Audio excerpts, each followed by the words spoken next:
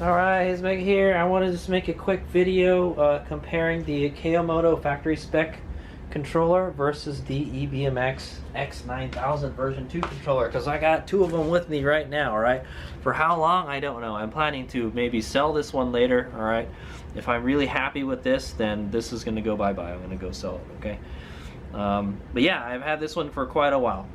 Alright, so and just in this video, we're just going to compare the physical differences. Alright, I went over all the specs and everything in the show and tell video. Alright guys, between these two controllers, and we compared it to the Rush. Okay, so these are about the highest performance controllers you can get for the Suron Light-B. Okay guys, there's nothing that really, you know, is better than what these can do. Alright, the X-9000 is a little bit more powerful than the KO Moto Factory Spec controller. Alright, but it's all dependent on how much punishment your battery can handle, or how much you can discharge your battery. Right?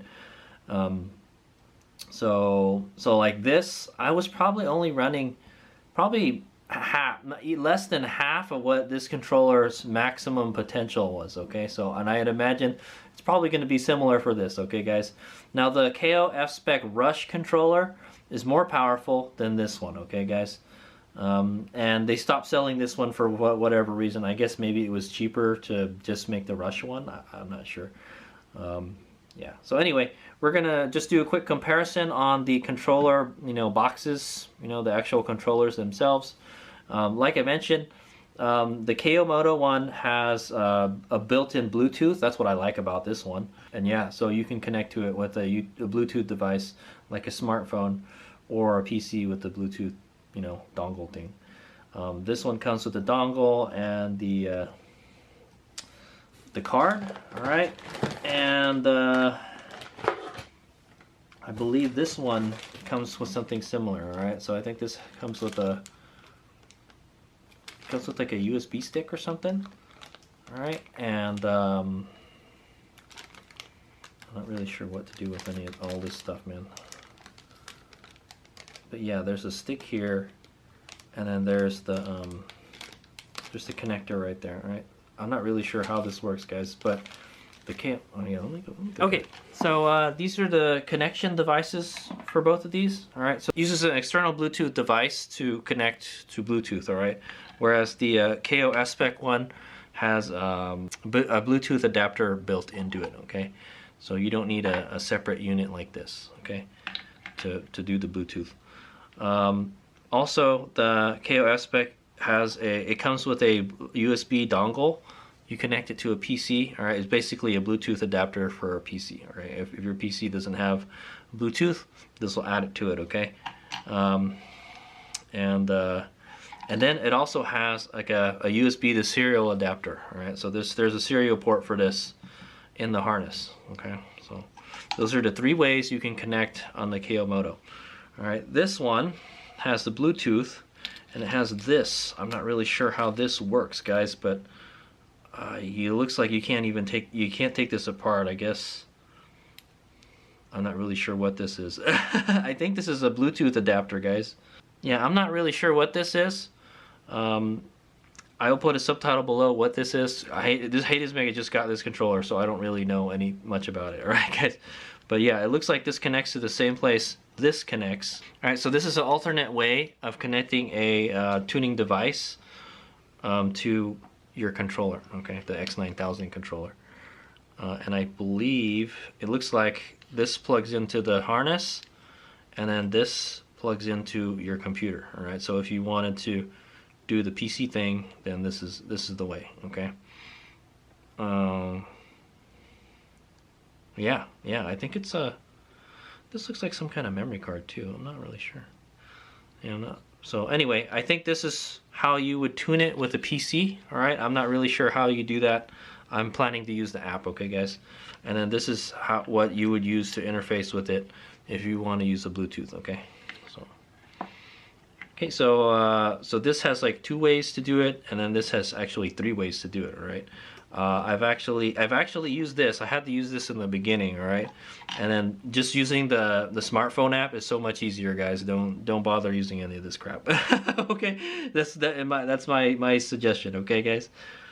Okay, so that's how you connect that's how you connect to these devices with the tuning device. Okay.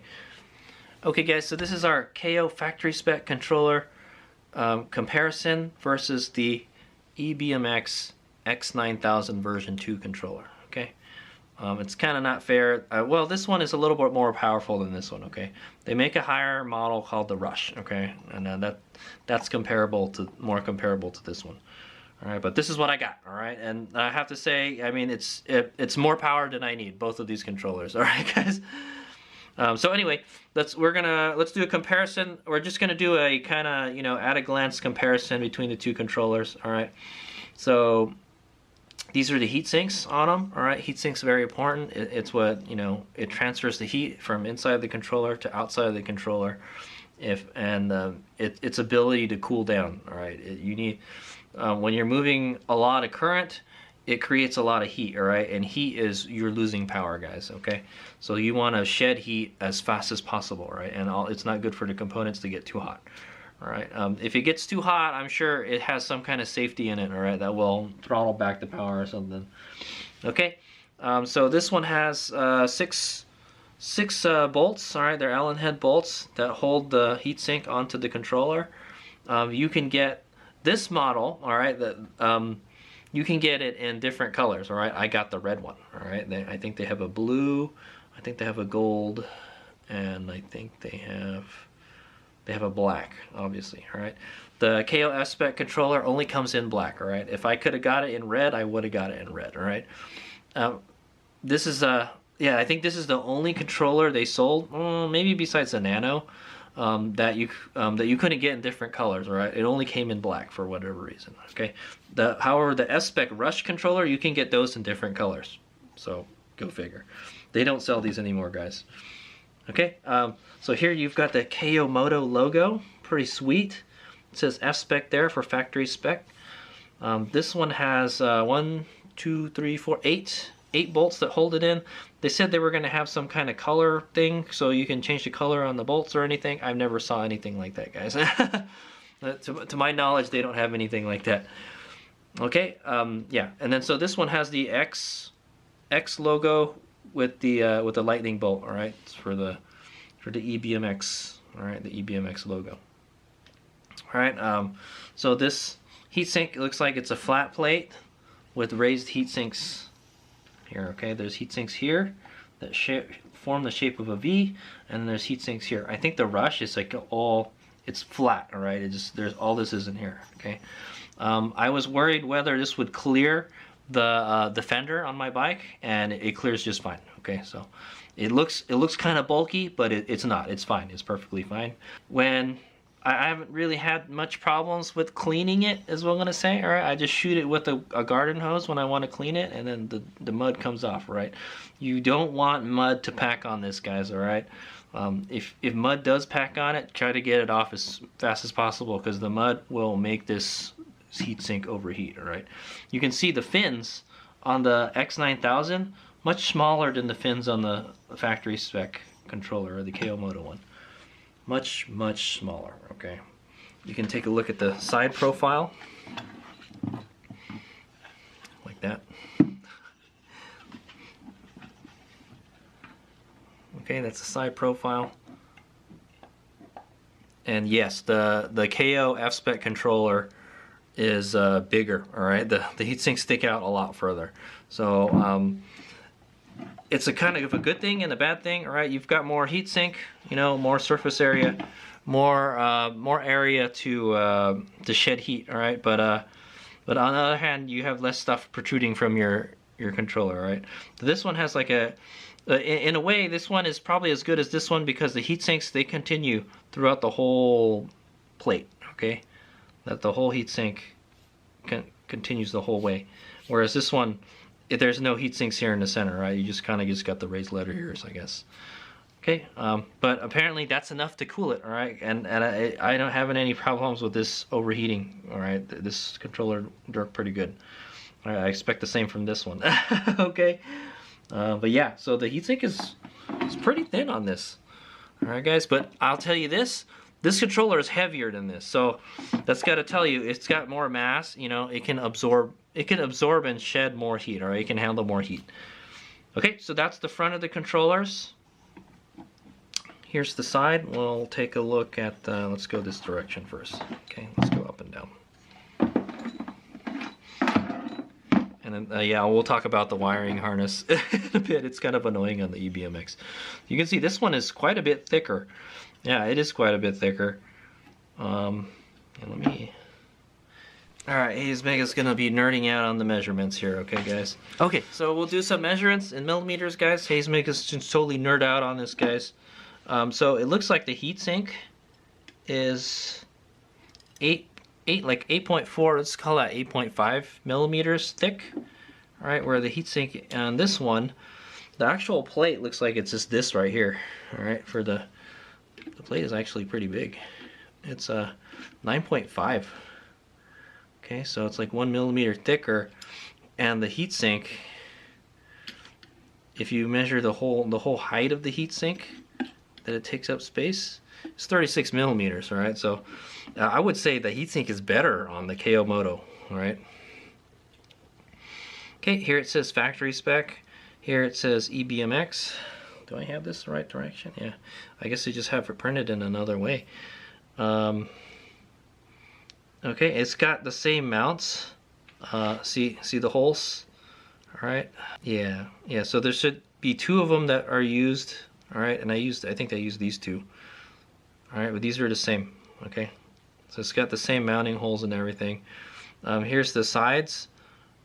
We've got 1, 2, 3, 4 bolts on the side here, and 1, 2, 3, 4, 5 screws on this side. Okay, that's plastic. That's metal. Okay, that's probably it's aluminum.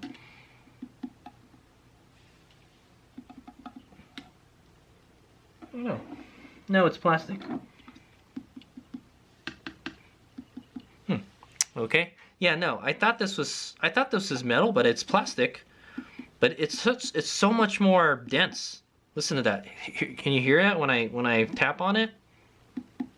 Versus this one? This one feels like it's a lot more hollow. There's a lot more air inside this one, okay, guys?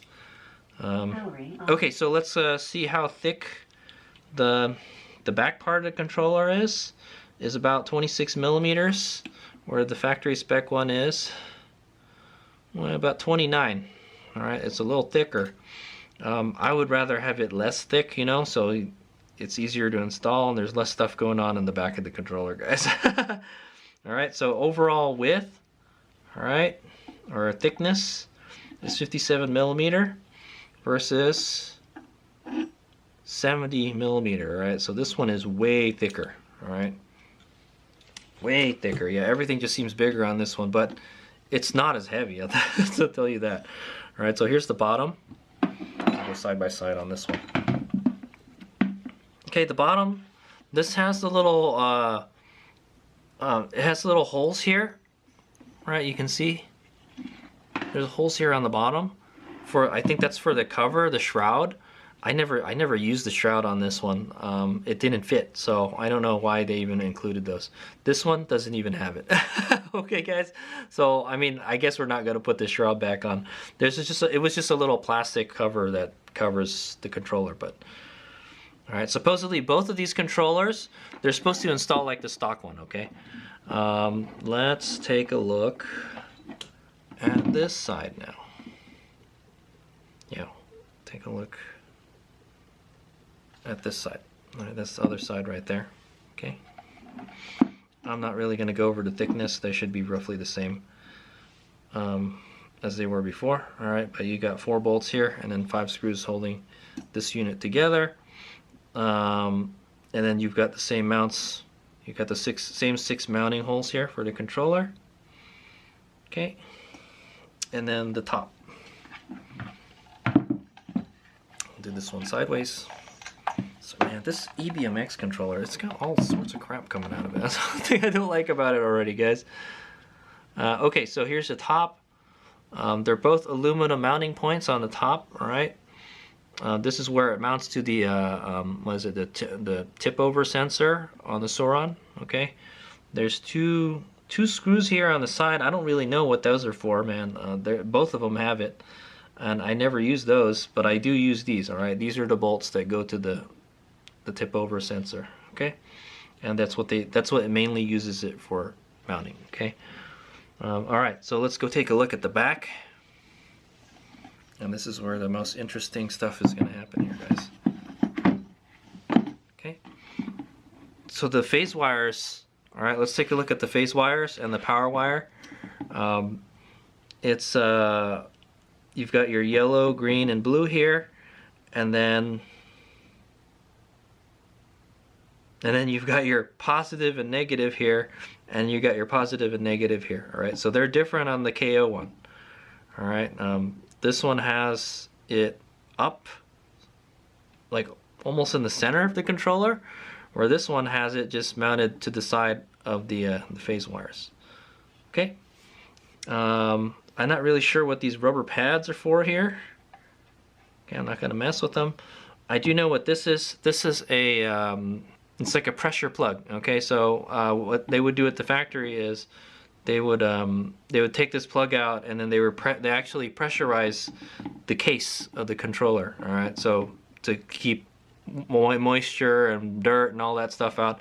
It has a positive pressure, so if stuff was trying to get in, it can't. All right, because it's completely sealed, and there's a positive pressure. All right, so it's trying to push stuff out. Okay, what the pressure is compared to different altitudes, I don't know, guys. Okay. They don't really sell a pump for this, okay, guys. However, KO is coming out with a battery that has a pressure that's pressurized, okay. Okay, so here's all the screws. All right, like I said, you've got 5 here, and then you've got 2 here, so that's like 12 screws to hold it all together. Well, this one only has 8, okay, but they're bolts. Okay, also the mounting hardware. I believe this is the mounting hardware for this. I'll take one out. Okay, guys, so this is the mounting hardware for the, ooh, what is there plastic, what are these plastic thingies for? 1, 2, 3, 4 plastic things. Huh, okay, I'm gonna have to figure out how that works. Anyway, here's what the mounting hardware consists of is, it's an Allen head bolt, okay, a nice one, looks like it's stainless steel. And it has and it also has a locking compound on it. All right, there's already a Loctite on it, so that's good. So they want to make sure this thing doesn't come loose. Remember, like I mentioned, when I took this off, I noticed these phase wires were a little loose. All right, they weren't like super loose, but I noticed it was pretty easy to get them off. All right. Wait, okay, so I want to go take one of these screws out for you guys to compare. All right, so this is what the KO Tech controllers use. They just use a screw, all right, a big stainless steel screw, and it has a washer and a lock washer on it, all right, and it's captive, all right, so it won't go anywhere. This one is separate, so you could lose it, all right, guys. They look like to be about the same size. I could probably use this on the EBMX one, and it has no locking compound on it, all right. And it has a locking nut, all right, so that should help keep it from backing out. It didn't really help for this one, though. Okay, so one thing I had heard about the KO Tech controllers is that you do not want to use a wrench, or you don't want to use a lot of torque to tighten these screws. Okay, you don't want to tighten those screws very, very tight, all right, because it breaks the terminals, all right. I've heard of a lot of people, they do that, all right. They try to tighten it super tight and it breaks. Okay, so don't do that. This one, I'm not sure. They should have a torque spec on it. The BAC controllers actually have a torque spec on it, so there should be a torque spec for everything. So I need to go look at what that is, all right. But anyway, yeah, these are what it uses. There's also these plastic spacers here. I'm not really sure what those are for, guys. I'll have to look up and see what that is. All right, but yeah, these are the ones that 1, 2, 3, 4, 5. Yep, for the the 3 phase wires and the 2 power cords. Okay. Okay. There's a sticker here. There's no kind of identifying stickers on the back of this. Not even like a serial number or anything. Come on, guys. Yeah, how do they know that this is, you know, what unit this is, or what batch it came from? There's nothing like that in there. Hopefully there's something in the firmware, you know, that tells it, or I mean the chip. Okay, here we've got the KO Tech logo here on the side. Here we've got the EBMX logo. It does have a sticker, identifying sticker on the back here. It also does have a serial number. So surprise, surprise, maybe this was supposed to have something here. Yeah, maybe it came off. That's a good question. Maybe this did have a sticker on it. I can't remember. I have to go look at my old pictures when I installed this, but I think there's supposed to be a sticker right here, but it's missing, guys. I don't know what happened to it. Because look, it's all black here. It looks like I might have, maybe I washed the bike or something and it came off. I don't know, guys. Okay.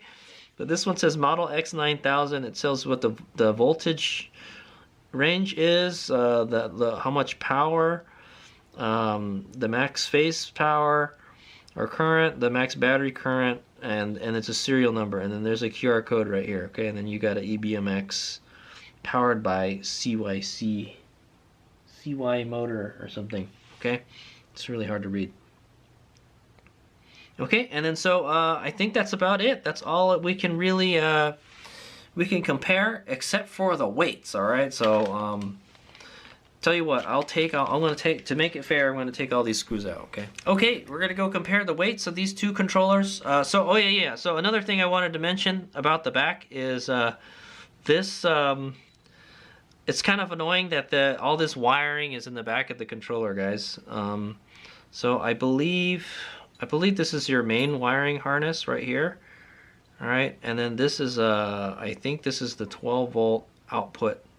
All right, if you want to output 12 volts to something, it takes up a lot of space, man. Look at how big it is. All right, and then you've got these two other ones. All right, I think this is for the interface. All right, the Bluetooth, and then not really sure what this one's for. It's for something. Oh, I think this is for the harness this is the accessory harness. Okay. So yeah, there's all these wires coming out of it. This one is kind of more simple. It's got one big kind of connector here, and then that's where everything comes out of. All right. So, in my opinion, guys, I kind of like this better. It's kind of neater, you know. Like if you aren't going to use any 12 volt stuff, then you don't need this. Okay, guys. So yeah, I kind of like this better. It's neater. Okay. And you could use the stuff that you don't want. All right, or you could take off the stuff you don't want. All right. Oh man, I can tell you this controller is heavier than this one. It's gonna add some weight to the bike, but maybe it will add some performance as well. Maybe heavier is better.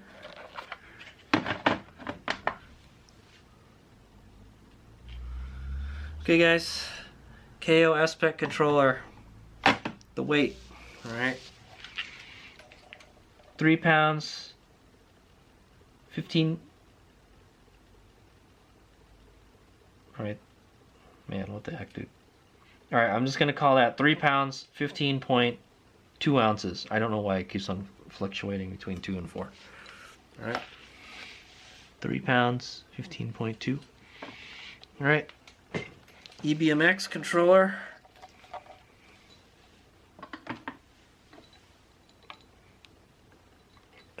Just put it underneath. This is so annoying, these freaking...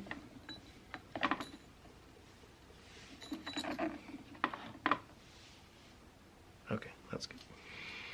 Okay, EBMX controller is 7 pounds, 2.8 ounces, so it's roughly a pound heavier, all right? Yeah, and you'll definitely notice it when you pick it up. This thing feels, you know, like if you were to drop it on your foot or something, it would probably break your foot. Okay, it's pretty heavy, man. Just that extra pound makes a big difference in weight, I guess. Okay. Okay, I've got the harness connectors out, so you guys can see the difference between the KO Moto one. So like I mentioned, the KO Moto one has this big old connector here, where this one has this round one. All right. it's yeah, they're about the same length. This one has some kind of cloth tape on it. Okay, there's a 3-pin connector here. What it looks like. Well, there's only 2 things hooked up to it.